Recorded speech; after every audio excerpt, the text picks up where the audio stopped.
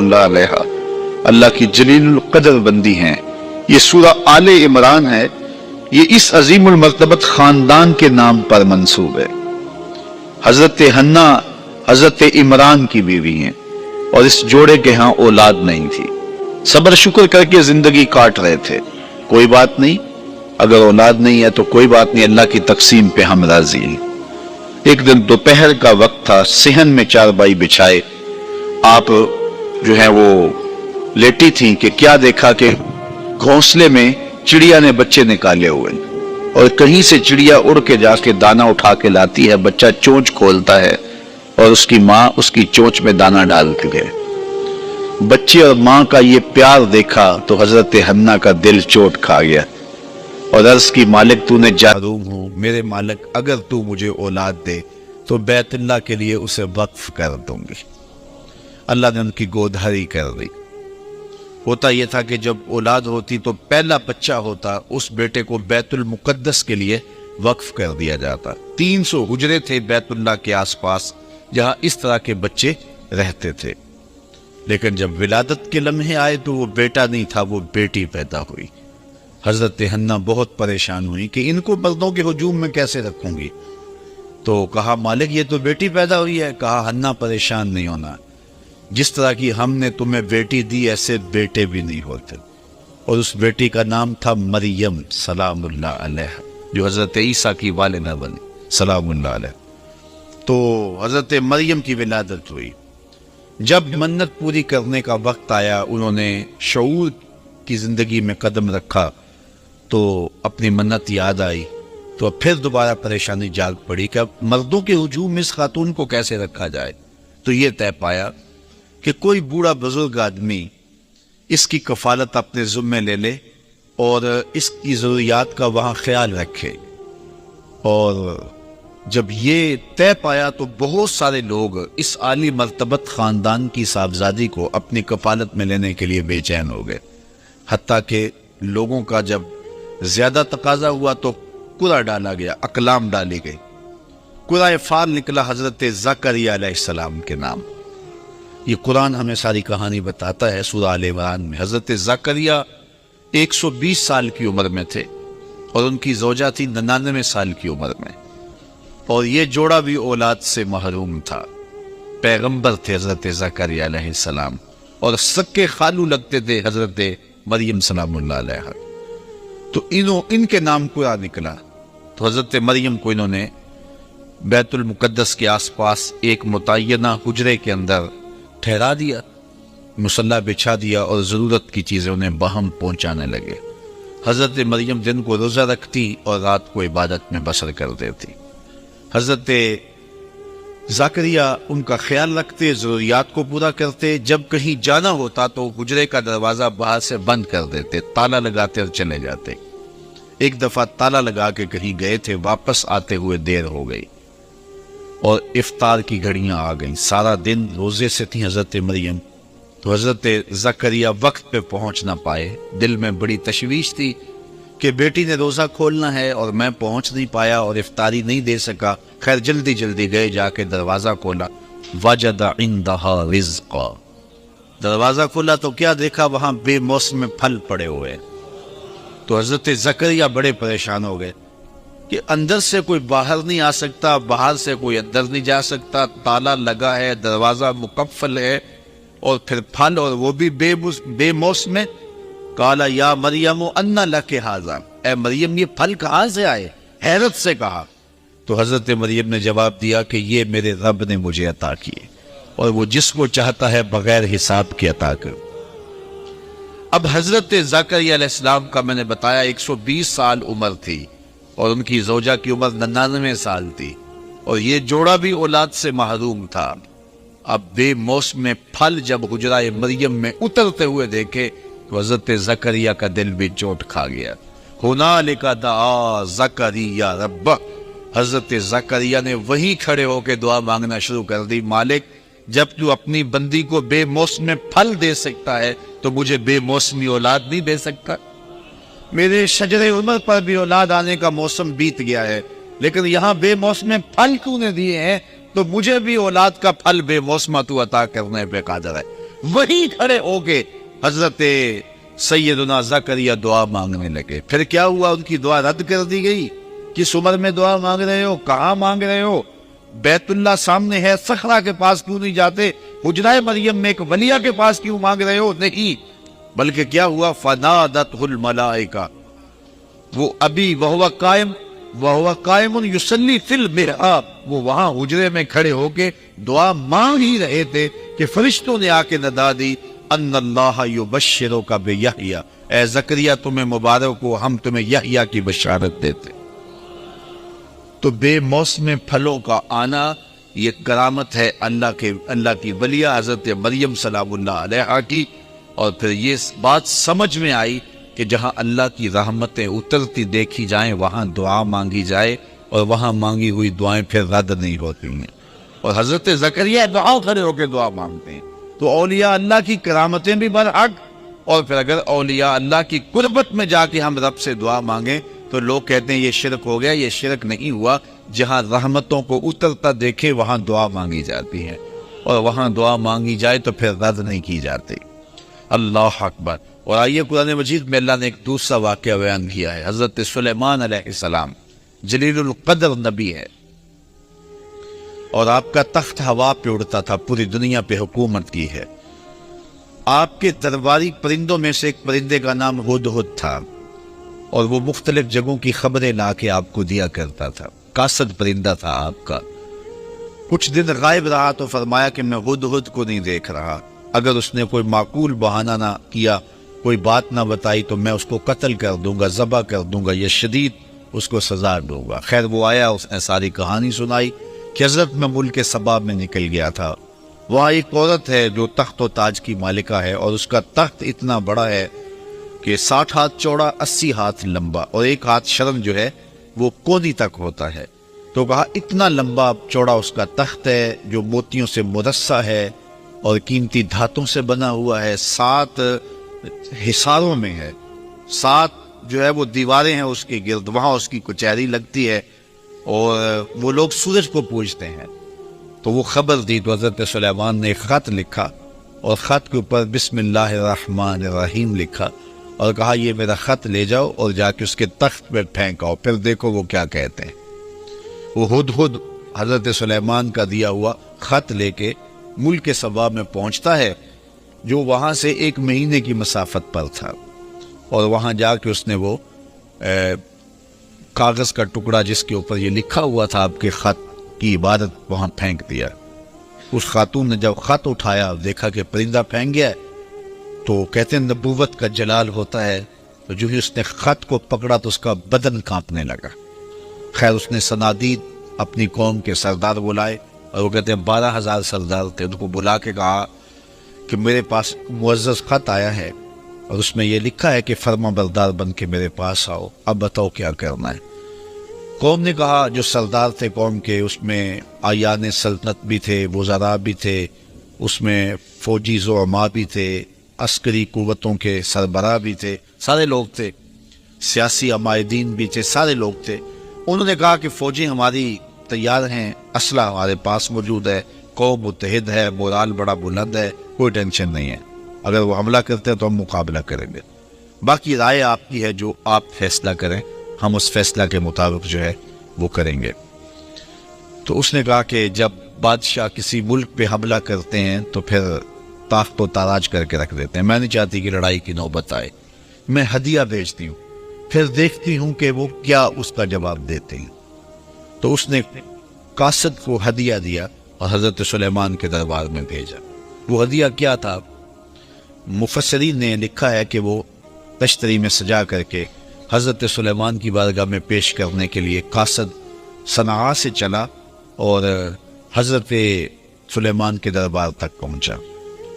हज़रत सुलेमान ने नूर नबूवत से देख लिया कि वो एक ईंट लेकर के सोने की आ रहा है।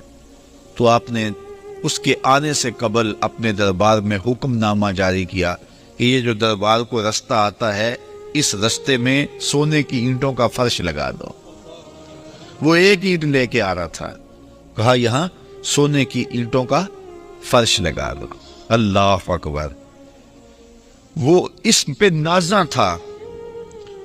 حضرت عمر فاروق رضی اللہ تعالیٰ عنہ کے زمانے میں جب ایران فتح ہوا تو ایران کی جو عجوبہ روزگار چیزیں تھیں ان میں سے ایک چیز جو تھی جس پہ انہیں ناز تھا، جس پہ انہیں فخر تھا، وہ کیا تھا؟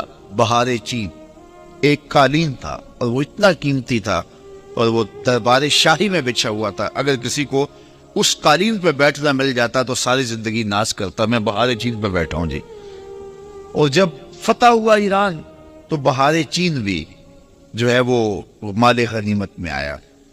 تو اب مشورہ ہوا کہ اس بہار چین کو کہاں رکھا جائے، تو کسی نے کہا جی مسجد نبوی میں بچھا دیا جائے، ریاض الجنہ میں بچھا دیا جائے، کسی نے کہا کہ نہیں ایسے کیا جائے، کسی نے ایسے کیا جائے۔ حضرت عمر نے کہا میری رائے پوچھتے ہو؟ کہا جی، کہا اس کو مسجد کے باہر جہاں جوتیاں اتاری جاتی ہیں وہاں پھیلا دو، جب لوگ آئیں اور یہاں جوتے صاف کریں اور پھر مسجد میں آئیں۔ اور پھر ایسے ہی ہوا، وہ بہار چین جس پہ بیٹھنا لوگوں کے لیے باعث فخر تھا، کہا اس کو مسجد سے باہر بچھا دو تاکہ لوگ یہاں جوتے اتاریں تو آگے آئیں۔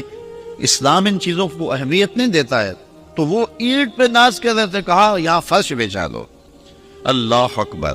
اور جب وہ وہاں پہنچا تو اس نے دیکھا، اور وہ کیا ہدیہ پیش کرتا، خیر حکم شاہی تھا، وہ ہدیہ لے کر آیا۔ تو حضرت سلیمان نے کہا کہ تم اپنے ہدیے پہ خوش ہوتے ہو، میں تمہارا ہدیہ لینے والا نہیں ہوں، اطاعت کر کے آ جاؤ ورنہ جنگ کے لیے تیار ہو جاؤ۔ جا کے اس نے پھر بتایا جا کے کہ حضرت ہم وہاں گئے ہیں ایک اینٹ لے کر، وہاں تو فرش میں بچھی ہوئی اینٹیں نظر آ رہی، ان کو ہمارے ان ہدیوں کی کوئی ضرورت نہیں ہے، وہ تو انہوں نے قدموں میں ڈال کے رکھی ہے۔ خواجہ نظام الدین اولیاء کے پاس علاؤالدین خلجی آتا تھا، اس کی آرزو تھی کہ میں ان سے ملاقات کروں، آپ ملاقات نہیں کرتے تھے۔ آپ نے فرمایا کہ فقیر کی خانقاہ کے 2 دروازے ہیں، اگر تو ایک دروازے سے آئے گا دوسرے سے باہر نکل جاؤں گا، اور اگر تم نے زیادہ ضد کی طرح شہر چھوڑ جاؤں گا۔ خیر وہ آ ہی گیا تو خادموں نے آپ سے ملنے نہ دیا، پہرے دار کھڑے ہو گئے، تو اس نے سمجھا کہ یہ فقیر مر جائیں گے لیکن اپنی ڈیوٹی سے نہیں ہٹیں گے، تو اس نے کہا اچھا میں استبل حضرت کا دیکھنا چاہتا ہوں، حضرت کی خان کا دیکھنا چاہتا ہوں۔ تو جب استبل میں پہنچا تو جو گھوڑے تھے ان کی زنجیریں سونے کی تھی اور جو میخیں تھیں قلعے تھے وہ چاندی کے تھے۔ تو بڑا حیرت زدہ ہوا اور اس کو شرارت سوجی، اس نے کاغذ کے ٹکڑے پہ لکھا یہ کیا ہوا، فقیروں کے پاس بھی سونا چاندی اور بادشاہوں کے پاس بھی سونا چاندی، اور یہ کاغذ کا ٹکڑا اندر بھیجا۔ حضرت نظام الدین اولیاء نے دیکھا، اس کی پشت پہ لکھ کے دوبارہ بھیجا۔ فرق یہ ہے کہ بادشاہ خزانوں میں سنبھال کے رکھتے ہیں، فقیر گھوڑوں کے قدموں میں ڈال کے رکھتا ہے۔ تو وہ لپیٹ کے اندر ایک سونے کی اینٹ کو لا رہے تھے اور یہاں راہوں میں اینٹیں بچھی ہوئی تھیں۔ کہا کہ انہیں ہدیے کی کوئی لوڑ نہیں ہے، اور وہ تو راہوں میں اینٹیں بچھائے ہوئے ہیں، تو اطاعت قبول کرنی ہوگی یا جنگ کے لیے تیار ہونا پڑے گا، یہ ان کا پیغام ہے۔ تو پھر بلقیس، ملکہ بلقیس تھی، یہ ملک سبا کی بادشاہ، اس نے کہا کہ میں خود جاتی ہوں اور جا کے ان کی اطاعت قبول کرتی ہوں۔ اور پھر وہ اطاعت قبول کرنے کے لیے حضرت سلیمان کی بارگاہ میں حاضر ہونے کے لیے صنعاء سے چلی اور حضرت سلیمان کے پاس آئی۔ جب حضرت سلیمان کے دربار کے بالکل قریب آ گئی، سادہ لفظوں میں کہہ رہی ہوں بائی پاس کے قریب آ گئی، تو آپ دربار میں بیٹھے، صبح کا وقت تھا، آپ کے درباری حواری بیٹھے تھے۔ آپ نے فرمایا کہ میرے درباریوں، ملکہ بلقیس آ رہی ہے، اسے اپنے تخت پہ بڑا ناز ہے، کوئی ہے جو اس کے آنے سے قبل وہ تخت لے آئے؟ جس طرح وہ اینٹیں بچھائی تھی، اینٹیں لے کر آئے تھے، تو جس تخت پہ ناز ہے وہ تخت ہی لا کے اس سے قبل قدموں میں رکھ دیا جائے۔ تو اب تخت 1 مہینے کی مسافت پہ تھا، اور کوئی چھوٹا نہیں تھا، کوئی ڈبیا نہیں تھی کہ جیب میں ڈال کے لے آنی ہے، اگر ڈبیا بھی ہو پھر بھی 2 مہینے چاہیے۔ پھر وہ تخت 7 مکفل 4 دیواریوں میں تھا، اور پہرے دار کھڑے تھے، تالے لگے تھے۔ مزاحمت کے بعد اس کو ٹکڑوں میں بانٹ کر بھی لانا ہو تو سال چاہیے، لیکن آپ نے فرمایا وہ باہر آ گئی، یہاں بائی پاس کے قریب آ گئی ہے، تو کوئی ہے جو لے آئے؟ ایک جن اٹھا، قال عفریت من الجن، ایک جن نے کہا حضرت میں لاتا ہوں۔ اچھا کتنی دیر تک لاؤ گے؟ کہا مجلس برخاست ہونے تک لے آؤں گا۔ یہ صبح کا وقت تھا اور مجلس برخاست ہوتی تھی چاشت کے بعد، دوپہر کے وقت۔ اس نے کہا میں دوپہر تک لے آؤں گا، بہت بڑی بات تھی۔ 1 مہینہ جاتے لگتا تھا، 1 مہینہ آتے لگتا تھا، 60 ہاتھ چوڑا تھا، 80 ہاتھ لمبا تھا، کئی ہاتھ موٹا تھا، قیمتی دھاتوں کا بنا تھا۔ اس نے کہا میں طاقت بھی وار بھی ہوں اور دیانتدار بھی ہوں، اس کا 1 موتی بھی ضائع نہیں ہونے دوں گا، اور دوپہر تک لا کے آپ کے قدموں میں رکھ دوں گا۔ بہت بڑی بات تھی. لیکن حضرت سلیمان نے کہا نہیں، مجھے اس سے بھی پہلے چاہیے، مجھے اس سے بھی پہلے چاہیے. قال الذی عندہ علم من الکتاب، پھر وہ اٹھا جس کے سینے میں زبور کا علم تھا. آصف بن برقیہ نام لکھا ہے مفسرین نے، اور آپ کا خالوزاد تھا، یہ آپ کا بھانجا تھا اور آپ کا امتی تھا، اسم اعظم جانتا تھا. وہ اٹھ کے کھڑا ہوا، حضرت انا آتی کا بے ہی، میں حاضر کر دیتا ہوں. کہا یہ تو دوپہر تک کا وقت دے رہا جن، تم کتنی دیر تک لاؤ گے، کتنا وقت لو گے؟ تو آصف بن برقیہ بولے میں اپنی جناب جانب سے نہیں کہہ رہا، قرآن کہہ رہا ہے. قال الذی عندہ علم من الکتاب، جس کے سینے میں کتاب اللہ کا علم تھا، وہ بولا انا آتی کا بے ہی، میں حاضر کر دیتا ہوں. کتنی دیر لگے گی؟ قبل ان یرتد الیک طرفک، حضور آپ آنکھ بعد میں جھپکیں گے، تخت پہلے پڑا ہوا ہے. اور حضرت سلیمان نے ابھی آنکھ نہیں جھپکی، تخت سامنے پڑا ہوا تھا. اللہ اکبر. تو جب تخت سامنے نظر آیا تو بے ساختہ کا ھذا من فضل ربی، یہ میرے رب کا فضل ہے جس نے میری چوکھٹ کے ایک غلام کو یہ شان دی ہے. یار جس نبی کے غلام کی یہ شان ہے، جس نبی کے مقتدی کی یہ شان ہے کہ وہ اتنی مسافت سے اتنا بڑا تخت ہے، یہ قرآن ہے، اس کا انکار بھی نہیں کیا جا سکتا، آنے واحد میں لا کے قدموں میں رکھ دیتا ہے. ایک وقت نے کہا ہے کہ یہ تمثیلی واقعہ ہے، یہ سمجھانے کے لیے بات بیان کی ہے. نفس الامر میں ایسا نہیں ہوا، جبکہ قرآن تمثیلی واقعات نہیں بیان کرتا، یہ حقیقت ہے. وہ تخت بلقیس آیا، آنے واحد میں آیا، قرآن کہتا ہے سامنے پڑا ہوا تھا. اور حضرت سلیمان نے کہا یہ میرے رب کا فضل ہے کہ جس نے میرے مقتدی کو یہ شان دی. یار جس کے مقتدی کی یہ شان ہے، حضرت سلیمان کے مقتدی کی یہ شان ہے کہ ایک مہینے کی مسافت سے تخت بلقیس لا کے آنکھ جھپکنے سے قبل قدموں میں حاضر کر دیتے ہیں. اور خود مقتدی بن کے حضرت سلیمان جس نبی کے پیچھے کھڑے تھے مسجد اقصی میں، اس مقتدا کی شان کا عالم کیا ہو. یہ شان ہے. پردہ ڈال کے زلیخا بولتی ہے تلک یوسف اب تو آ جاؤ، اب کوئی نہیں دیکھ رہا. لیکن کتنا اللہ کا نبی کتنا عظیم المرتبت تھا کہ ان حالات کے اندر بھی آزمائش کی بھٹی میں گزر کر بھی قال معاذ اللہ، کہا میں اللہ کی پناہ میں آتا ہوں.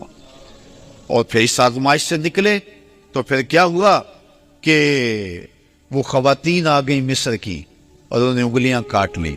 اور یہ بلوائی تو زلیخا نے تھی، اور وہ کہتے تھے غلام پہ دل ہار گئی، شورا ہو گیا نا اس بات کا.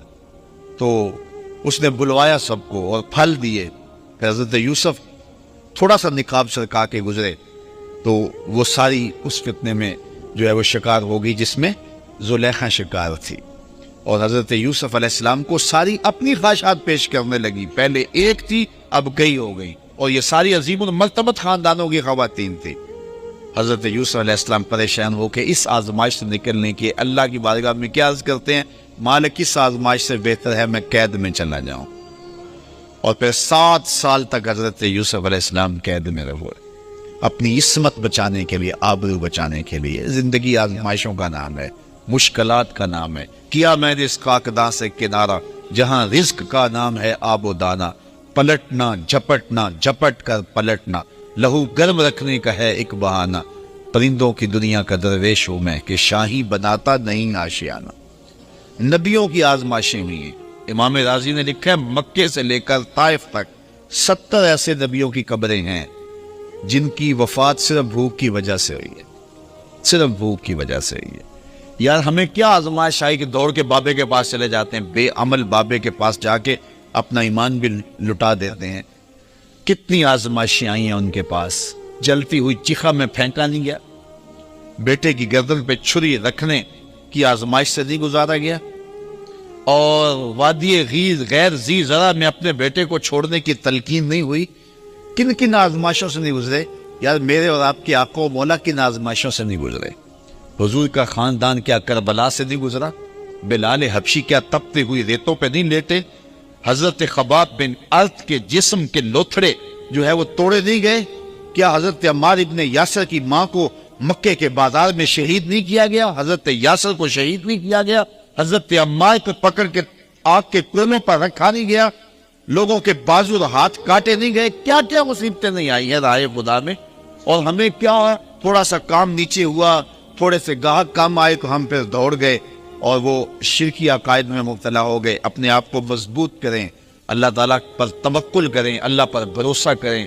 کبھی وہ دولت دیتا ہے، کبھی کم دیتا ہے، کبھی زیادہ دیتا ہے، کبھی خوشی دیتا ہے، کبھی غم دیتا ہے، کبھی مسرت دیتا ہے، کبھی خوشحالیاں دیتا ہے، کبھی بڑھاپا ہے، کبھی جوانی ہے، یہ ساری آزمائشیں ہیں۔ کبھی دولت کی فراوانی ہے، کبھی بیماری ہے، کبھی صحت ہے، کبھی عزت ہے، کبھی رسوائیوں کی راہوں سے گزرنا پڑتا ہے۔ ان سارے مقامات سے گزرے، اللہ کا شکر ادا کرے اور اپنے دامن کو کبھی داغدار نہ ہونے دے، اور اللہ پر توکل کبھی کمزور نہ ہونے دے۔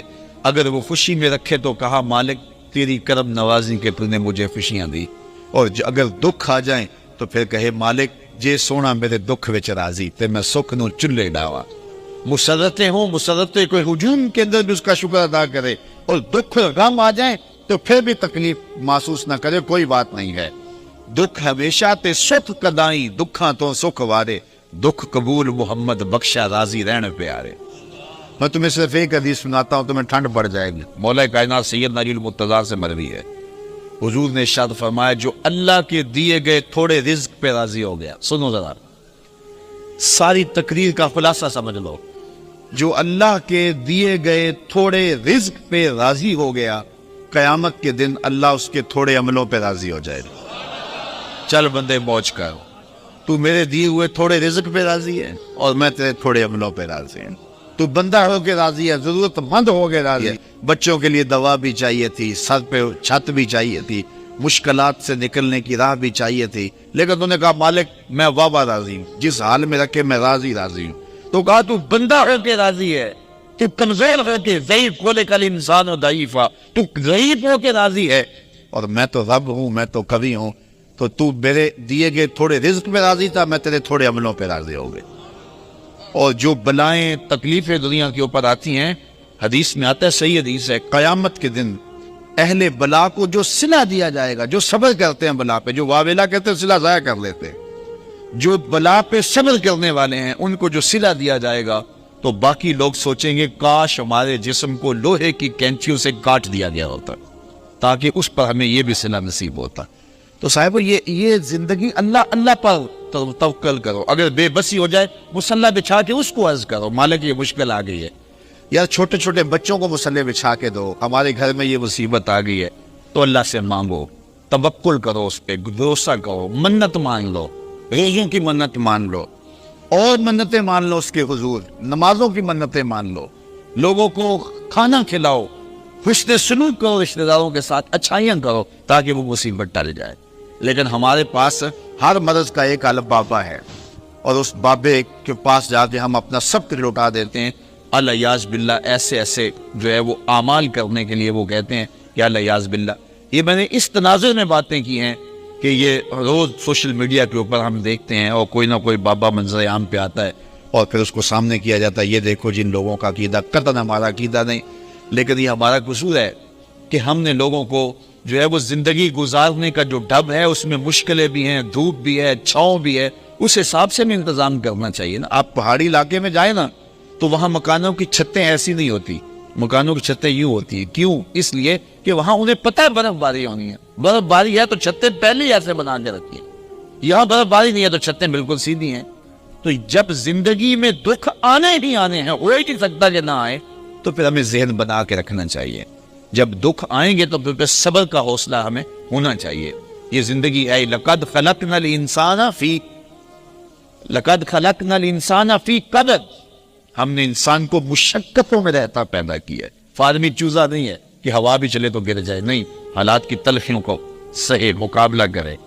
ہم نے یہ سمجھا ہر وقت بندہ یہ چاہتا ہے میرے پاس اتنی دولت آ جائے، یہ ہو، میرے پاس جو ہے وہ اس طرح کا بنگلہ ہو، اس طرح کی گاڑی ہو، یہ آسودہ زندگی ہو، اور اسی چکر میں ہم اپنی ساری زندگی برباد کر دیتے ہیں ان چیزوں کے حصول میں۔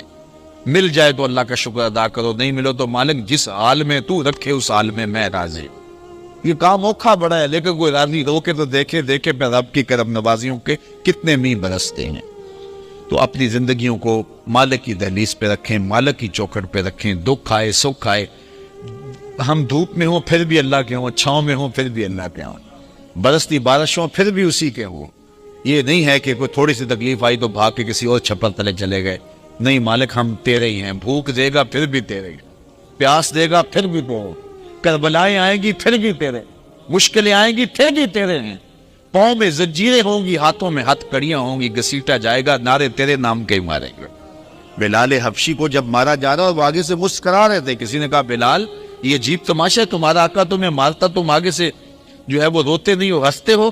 تو بلال مسکرا کے فرمانے لگے تم بازار میں جاؤ نا مٹی کا پیالہ خریدنے، تو اس کو بھی ٹھونک بجا کے دیکھتے ہو کہیں کچا تو نہیں، اس کی آواز تو ٹھیک ہے؟ کہا میرا مالک بلال کو دیکھ رہا ہے کہیں کچا تو نہیں، اس کی آواز تو ٹھیک ہے؟ میں کہتا ہوں مالک خرید لے بلال کو، کھال ادھر بھی جائے گی، حق کی آواز کا تک نہیں ہوگی، زخم پہ زخم کھا کے جی، خون جگر کے گھونٹ پی، آہ نہ کر لبوں کو سی، یہ عشق ہے دل لگی نہیں۔ وآخر دعوانا ان الحمدللہ۔